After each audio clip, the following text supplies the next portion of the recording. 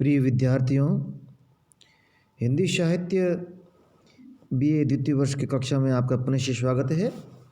आज हम गतांक से आगे राम भक्ति काव्य है उसकी विशेषताओं के बारे में चर्चा करेंगे। अब राम भक्ति काव्य में भक्ति का स्वरूप किस प्रकार का है उस पर सर्वप्रथम दृष्टि डालेंगे। राम भक्त कवियों ने भक्ति के स्वरूप पर विस्तार से प्रकाश डाला है। इसके अनुसार भगवान राम का चरित्र त्रिलोकातिशायी है, यानी जो राम का स्वरूप है तीनों जो लोक है उसके अंदर विशिष्ट है। राम भक्त कवि राम के शील, शक्ति और सौंदर्य, ये तीन शब्द याद रखना है। शील, शक्ति और सौंदर्य, ये राम के चरित्र का और राम काव्य की मूल कुंजिया कह सकते हैं। सर्वत्र इनकी ही प्रतिष्ठा करते हुए दिखाई देते हैं। और जो राम के जो भक्त है वे भी राम द्वारा उनका जो शील है, उनकी जो शक्ति है और उनका जो सौंदर्य है उस पर मुग्ध हो जाते हैं, और यही भक्ति उनकी भक्ति का मूल है। यही कारण है कि राम भक्त कवियों ने अपने और राम के बीच में सेवक और सेव्य का जो भाव है स्वीकार किया है।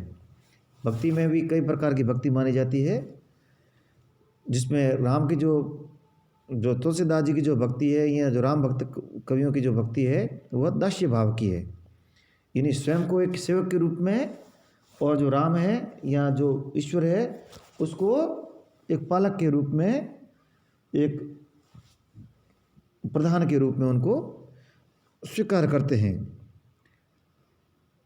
भक्ति के अन्य प्रकार की जिसमें प्रेमा भक्ति है, माधुरी भक्ति है, जैसे जो माधुरी जो भक्ति है यानी प्रेम के पात्र के रूप में ईश्वर को स्वीकार करना, पति के रूप में जो मीरा की जो भक्ति है वह माधुरी भाव की भक्ति है।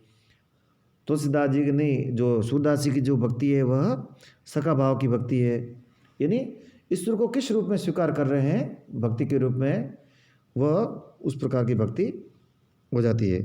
तो राम की जो भक्ति, राम भक्तों की जो भक्ति है या तुलसीदास जी की जो भक्ति है वह एक दास्य भाव की भक्ति है। उनके बीच में सेवक और जो सेव्य का एक भाव स्थापित हो जाता है। और तुलसीदास जी भी कहते हैं कि सेवक सेव्य भाव बिनु भवते तरिच उर्गारी, यानी सेवक और जो सेव्य है उसके भाव के बिना ये जो भवसागर है या जो कलयुग रूपी जो सर्प है उसके डसने से मुक्ति प्राप्त नहीं हो सकती। राम भक्त कवियों की भक्ति संबंधी जो दृष्टिकोण है वह उपेक्षाकृत अधिक उदार है। इन कवियों ने राम भक्ति के साथ साथ अन्य देवी देवताओं की स्तुति भी की है।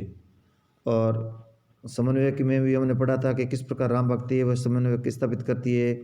भक्ति के प्रति भी उदारता है, किसी प्रकार का कोई कट्टरता इनमें दिखाई नहीं देती है।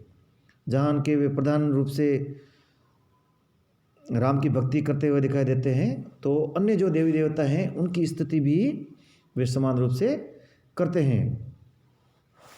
उनका किसी प्रकार से वे खंडन नहीं करते हैं, बल्कि वे स्तुति करते हैं। राम भक्ति कवि है वो जो ज्ञान और जो कर्म है उनका अलग अलग महत्व स्वीकार करते हैं। यानी जो कर्म कांड है उसको कहते हैं, यानी व्यक्ति जो कर्म करता है वो कर्म में किस प्रकार की सूचिता है, उसके कर्म में किस प्रकार का जो सत्य है और जो किस प्रकार के कर्म करके वह ईश्वर के प्रति अपनी जो भक्ति है अपनी साधना को दर्शाता है, जिसे हम सामान्य भाषा में कर्मकांड भी कहते हैं, वह भी कर्म के अंतर्गत आते हैं। यानी यज्ञ इत्यादि जो कर्म है वे भी इस कर्म के अंतर्गत सम्मिलित है। तो इस प्रकार से जो कर्म और जो भक्ति है दोनों का वे महत्व में स्वीकार करते हैं। ज्ञान का भी महत्व स्वीकार करते हैं, कर्म को भी स्वीकार करते हैं। राम भक्ति कवियों की भक्ति में नवदा भक्ति के सभी जो अंग, नवदा भक्ति जिसमें भक्ति के 9 अंग माने गए हैं, जिसके अंतर्गत जो वंदन है, उपासना है, जो दासी भाव की भक्ति है, उनका जो स्मरण है, कीर्तन है, वंदन है, तो इस प्रकार से जो भक्ति के जो 9 अंग माने गए हैं, उस भक्ति के समस्त जो 9 अंग है, नवदा भक्ति जिसे कहा जाता है, उसको उन्होंने स्वीकार भी किया है। और ये जो भक्ति है उसके सभी जो 9 अंग है, उनका विधान राम भक्ति काव्य में हम देख सकते हैं। ये भक्त कवि विशिष्ट द्वैतवाद से प्रभावित है। जो रामानुजाचार्य द्वारा जो विशिष्ट अद्वैतवाद दिया गया था, एक दर्शन, उसको ये स्वीकार करते हैं। इस भक्ति प्रणाली में जीव भी सत्य है क्योंकि वो ब्रह्म का अंश है। तो जो जीव है वह भी अद्वैतवादी मानता है कि जो जीव और जो ब्रह्म है वो वस्तुतः एक ही है, उनमें अंश और अंशी का भाव है। और विशिष्ट जो अद्वैतवाद है उसी बात को स्वीकार करता है, लेकिन अन्य रूप में। वो मानता है कि जीव है वह भी एक ब्रह्म का रूप है, एक उसका स्वरूप है, उसका एक अंश है। इस कारण जो जिस प्रकार से ब्रह्म सत्य है उसी प्रकार से जीव भी सत्य है। पात्र तथा चरित्र चित्रण। राम काव्य के पात्र आचार और लोक मर्यादा प्रस्तुत करते हैं। राम भक्ति या राम का जो जीवन है वह समस्त जीवन आदर्शों की स्थापना करने वाला है, मर्यादा की प्रतिष्ठा करने वाला है।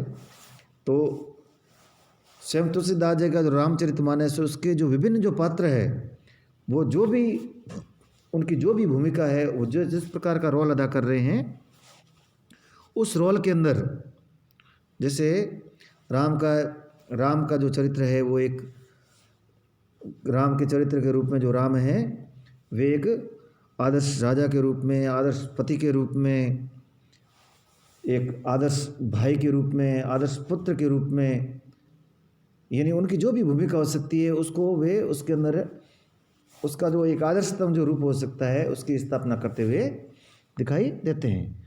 तो इसी प्रकार से अन्य जो पात्र है, भले वो भरत हो, लक्ष्मण हो, सीता हो, सुग्रीव हो, हनुमान हो, वे जिस रूप में भी उनका जो अपना जो चरित्र है और वे उसकी जो उस चरित्र की जो मर्यादा है, उसका जो आदर्श हो सकता है, उसकी स्थापना करते हुए के प्रयासरत वे दिखाई देते हैं। इनका चरित्र है वह महान और अनुकरणीय है। राम और सीता का जो प्रेम है वह एक दाम्पत्य जीवन का एक चरम मानक माना जा सकता है, लेकिन उसमें किसी प्रकार की मर्यादा विहीनता या अश्लीलता हमें देखने को नहीं मिलती है। प्रेम का परिपाक भी है, परंतु प्रेम की जो मर्यादा है वह सर्वत्र हमें दिखाई देती है। यानी रामचरितमानस के यहाँ जो राम के जीवन और राम का जो चरित्र है और उससे संबंधित जो अन्य जो पात्र है वे सभी अपनी भूमिका है वे उसका आदर्श स्थापित करते हुए दिखाई देते हैं। इसी कारण से उनका जो चरित्र है वो महान भी है और लोगों के लिए प्रेरणा का स्रोत भी है, और उनका अनुकरण किया जा सकता है और उनके अनुकरण के द्वारा एक आदर्श समाज की स्थापना भी की जा सकती है। राम काव्य में रज, तम और सत तीनों गुणों की अभिव्यक्ति दिखाई देती है।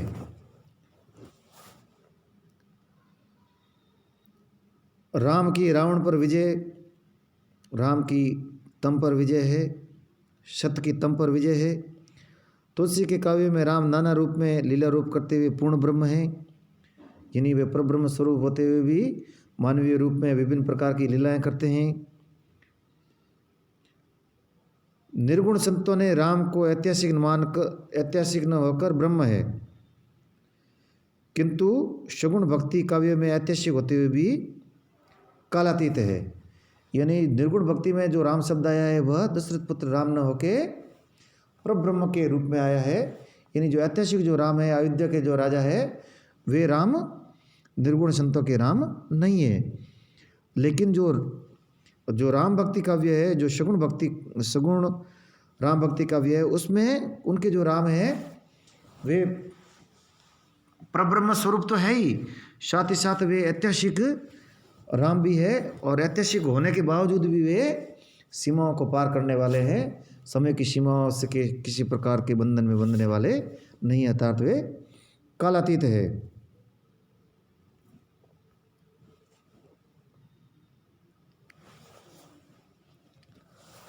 सगुण राम भक्ति परंपरा के कवि या तो स्वयं विद्वान थे अथवा विद्वानों की संगति से साहित्य के धर्मों के संबंध में पर्याप्त ज्ञान प्राप्त कर चुके थे। उनके द्वारा अलंकार शास्त्र की अवहेलना हुई है, अनेक काव्य शैलियों पर उनका अधिकार था। अच्छा, ये काव्य शैली पर है, यानी उनकी शैली किस प्रकार की है। तो यद्यपि जो राम भक्त कवि है उनमें ज़्यादातर अच्छा ज्ञान प्राप्त किए हुए थे, धर्म का उन्हें प्राप्त ज्ञान था, लेकिन फिर भी उन्होंने अलंकारों को इतना महत्व नहीं दिया है। अलंकार आए हैं लेकिन वे सहज रूप में आए हैं, उसके लिए उन्होंने किसी प्रकार का प्रयास नहीं किया है। अनेक काव्य शैलियों पर उनका अधिकार था। यही कारण है कि राम काव्य में अनेक सभी शैलियाँ देखने को मिलती है। उनमें प्रबंधक भी मिलता है, मुक्त भी मिलता है, और दोनों काव्य रूपों का प्रयोग हमें दिखाई देता है। प्रबंध के रूप में सर्वश्रेष्ठ उदाहरण हमें रामचरितमानस मिलता है। रामचरितमानस में महाकाव्य, पार्वती मंगल और जानकी मंगल काव्य में खंड काव्य, कवितावली और दोहावली में मुक्तक, विनय पत्रिका में प्रबंध और मुक्तक का मिश्रण, रामलला नहचू में गीति काव्य के प्राय सभी तत्व विद्यमान है। तो हमने देख लिया कि जो तुलसीदास की जो विभिन्न जो उनके काव्य है या उनकी जो रचना है, उसमें भले प्रबंध रूप हो, भले ही गीति स्वरूप हो, भले पदों का स्वरूप हो या इनका मिश्रण हो, सभी प्रकार की शैली हमें देखने को मिलती है। अब है रूपोपासना, यानी रूप की उपासना। सगुण भक्ति पद्धति में जो रूप की जो पूजा है, उसकी जो उपासना, उसका विशेष स्थान है। आदि शंकराचार्य ने नाम और रूप को माया का जन्म माना है। यानी जो रूप है, यदि रूप के प्रति हमें आसक्ति होती है और यदि किसी नाम विशेष के प्रति यदि हमें आसक्ति है, तो वह एक प्रकार से माया का ही रूप माना है शंकराचार्य ने, जो अद्वैतवाद के स्थापक माने जाते हैं। शतपथ ब्राह्मण में ब्रह्म को अरूप और अनाम कहा गया है, परंतु सगुण साधना में भगवान के राम और रूप की आनंद की अक्षय निधि है। यानी शतपथ जो ब्राह्मण है उसमें ये माना गया है कि जो ब्रह्म है उसका कोई रूप नहीं है, उसका कोई नाम नहीं है। लेकिन यदि राम भक्तिधारा देखते हैं तो उसमें जो सगुण साधना है उसको प्रमुख माना है, और जो भगवान का जो नाम है, यानी राम परब्रह्म का जो नाम है, जो राम है, उस राम के रूप में और उसका जो रूप है उसको ही उन्होंने भक्ति का आधार माना है। यानी नाम और जो रूप है उसको उन्होंने भक्ति का आरंभ माना है। राम भक्त को भगवान का नाम और रूप इतना विमुक्त कर लेता है कि उसकी लौकिक छवि इसमें बाधक नहीं पाती है। यानी भगवान का जो नाम है और भगवान का जो रूप है उसके ऊपर सारे जो भक्त होते हैं वे विमुक्त हो जाते हैं, और यद्यपि उनका रूप सांसारिक है फिर भी वे किसी प्रकार से सांसारिक नहीं रह जाते हैं, लौकिक होते हुए भी वे अलौकिक हो जाते हैं। नहीं, यानी उनका जो लौकिक रूप है वह किसी प्रकार से उपासना के अंदर बाधक नहीं है।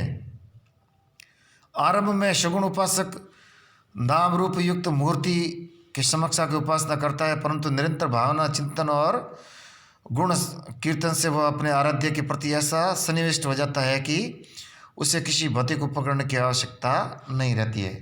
कि प्रारंभ में वह भगवान की ओर उन्मुख होने के लिए, जैसे वह राम भक्त है तो वह राम की जो मूर्ति है उसको आधार बनाकर भक्ति की ओर उन्मुख होता है, लेकिन जो जो भक्ति के अंदर डूबता है, जो मूर्ति है वो उसके लिए गौण हो जाती है और वह निरंतर आगे बढ़ जाता है। यानी जो भौतिक उपकरण है, जैसे तीर्थ करना है, तिलक लगाना है और मूर्ति की उपासना करना है, तो इस प्रकार के जो भौतिक जो उपकरण है वो धीरे धीरे जो जो भक्ति के अंदर गहराई हो जाती जाती है उसके लिए वे महत्वपूर्ण हो जाता है, और यहाँ तक कि चरम सीमा पर जाकर उनकी आवश्यकता भी नहीं रह जाती है। फिर है गुरु की महिमा। राम भक्ति काव्य में जो गुरु की महिमा है वह निर्गुण संत कवियों के समान ही उन्होंने मानी है, और जो गुरु है वह ज्ञान का दाता है, और जो ज्ञान जब तक व्यक्ति को नहीं मिलेगा उसके बिना मोक्ष संभव नहीं है। अब इसके जो ये तो हो गया उनका भक्ति का स्वरूप और उसकी भक्ति की विशेषताओं के रूप में। अब उनकी जो काव्य है उसमें जो अन्य जो उसके जो ताना बाना है, उसका जो भौतिक स्वरूप किस प्रकार का है उसके ऊपर चर्चा कर लेते हैं। उसमें आता है एक रस। राम भक्ति की साहित्य में राम कथा अत्यंत व्यापक है, उसके जीवन की विविधताओं का सहज सन्निवेश हो जाता है, उसमें सभी रसों का समावेश हो जाता है, किंतु सेवक सेवी प्रधान की भक्ति होने से इसमें निर्वेद जन्य शांत रस की प्रधानता है। यदि राम का जीवन है वह सभी रूपों में हमें रामचरितमानस में दिखाई देता है। इस कारण जो सभी रस है वे इसमें समावेश हो जाते हैं, लेकिन जो भक्ति का जो मूल जो स्वरूप है वो कौन सा है? धन्य भाव की भक्ति है, या सेवक शव्य जो रूप जिसे कहा जाता है, दास्य भाव की जो उपासना है वह है। इसी कारण से जो सारे रस है वो अंत में जाकर निर्वेद रस के अंदर, यदि यहाँ शांत रस है उसके अंदर जाके परिणित हो जाते हैं। यदि हम पूछा जाए कि मूल रस कौन सा है तो उसको हम कहेंगे शांत रस या निर्वेद जन्य शांत रस। कौन?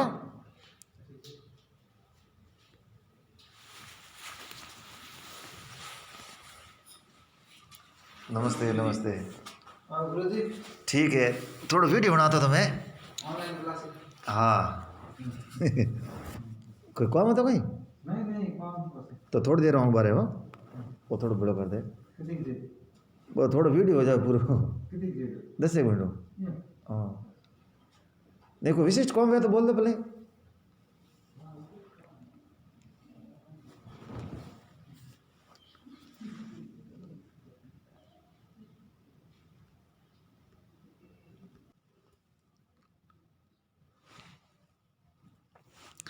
चलो थोड़ा व्यवधान उत्पन्न हो गया था। यानी जो राम भक्ति काव्य है उसमें राम का जो चरित्र है अपने पूर्ण स्वरूप में आया है, इस कारण सभी रस उसमें समावेश हो जाते हैं, लेकिन जो दास्य भाव की जो भक्ति उपासना के कारण जो मूल रस जो कहा जाएगा वह निर्वेद जन्य शांत रस ही कहा जाएगा। महाकवि तुलसीदास में सभी रसों का सुंदर परिपाक हुआ है। उनके काव्य में श्रृंगार और जो शांत रस है उसके साथ साथ में अन्य रस जो वीर रस है, क्योंकि जो राम है वो मर्यादा के स्थापक भी है, और जो राम रावण का जो युद्ध होता है उसमें हमें वीर रस भी पर्याप्त रूप से दिखाई देता है। और विभिन्न युद्ध दृश्यों में वीर रस के साथ साथ जो रौद्र रस है, करुण रस है, भयानक है, और कहीं कहीं पर विभत्स रस भी की निष्पत्ति भी हम देख सकते हैं। और जो नारद का जो प्रसंग है और एक लक्ष्मण जो परशुराम जो संवाद है उसके अंदर हम जो हमने पढ़ा भी है पहले, उसमें अंदर हम हास्य जो रस है वह भी देख सकते हैं। अब आता है छंद। तो छंद की दृष्टि से भी ये काव्य पर्याप्त रूप से समझ रहा है, जिसमें सोरठा, सवैया, घनाक्षी इत्यादि ये जो जो दो है जो छंद इनका प्रयोग हुआ है। लेकिन जो प्रमुख जो राम भक्ति में काव्य धारा में जो प्रमुख जो कोई यदि छंद पूछा जाए तो वह है दोहा, चौपाई छंद। और कड़वक शैली का उन्होंने प्रयोग किया है। कुछ विशिष्ट संख्या के अंदर चौपाइयों का प्रयोग हुआ, उसके बाद में बंद के रूप में एक दोहे का प्रयोग हुआ है, फिर वापस चौपाइयाँ, फिर दोहा। तो इस प्रकार की जो कड़वक जैसी शैली है वह हमें देखने को मिलती है। अलंकार है, राम भक्त कवियों ने अलंकार शास्त्र की यद्यपि अवहेलना तो उन्होंने नहीं की है, लेकिन वहाँ पर जो अलंकार आए हैं वे सहज रूप से आए हैं। केवल अलंकार के लिए अलंकार का प्रयोग वहाँ पर नहीं हुआ है। और इनकी जो भाषा है राम भक्ति काव्य की वह अवधी भाषा है। और जो कवि केशव की जो रामचंद्र चंद्रिका है उसमें ब्रज भाषा का प्रयोग भी हुआ है। और बाद में जो रसिक संप्रदाय जो राम भक्ति काव्य धर्म में आगे देखने को मिलते हैं, यद्यपि उनका प्रभाव इतना नहीं था समाज पर, उन्होंने ब्रज भाषा का प्रयोग भी किया है। और अन्य भाषाओं के जो शब्द है उनका प्रभाव भी देखा जा सकता है, उनके शब्द भी हमें यहाँ मिल जाएंगे। और जो तुलसीदास जी की भाषा पर यदि हम बात करते हैं तो संस्कृत के वो प्रकांड विद्वान थे। तो संस्कृत की जो कोमलकांत जो पदावली है, संस्कृत का जो माधुर्य है वह लोक भाषा के मिश्रण में या अवधि में के मिश्रण में हमें देखने को मिलता है। तो इस प्रकार से आज हमने जो राम भक्ति का जो स्वरूप है उस पर चर्चा की। धन्यवाद।